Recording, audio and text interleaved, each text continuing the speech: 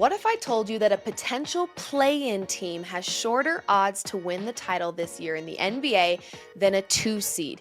You probably wouldn't believe me, but it's the truth. What if I also told you that a player averaging triple doubles who had a 61-point triple double this season was not the MVP favorite?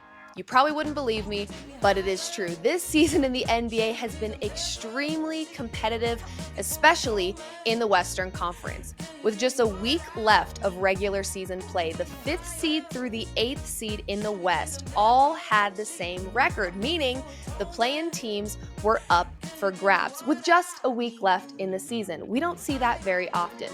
But maybe that explains why the odds are not accurately reflecting the seeding.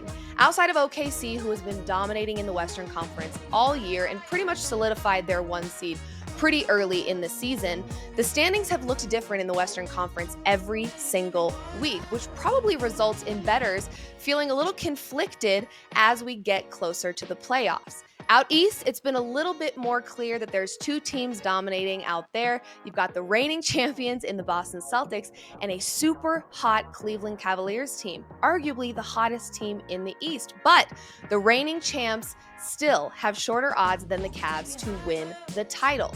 The Knicks, another team out east, have struggled against good and contending teams, and yet they have better odds than the 2 seed in the West, the Houston Rockets. On any other day, if I told you that a team was plus 9,000 to win the title, you would assume they're an underdog. Houston is far from an underdog. They are number 2 in arguably the most competitive conference in the NBA. They've competed with some of the best teams, yet their odds reflect underdog odds.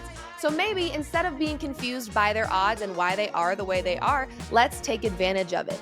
Unlike March Madness that had 4 number 1 seeds in the Final Four, I do think the dogs will be barking in the NBA playoffs because this has been arguably one of the tightest seasons in terms of standings and competing, which should make betting the playoffs that much more fun. I have a feeling the dogs will be barking, but you tell me if you disagree. And are you keeping your eyes on Houston like I am? Let me know.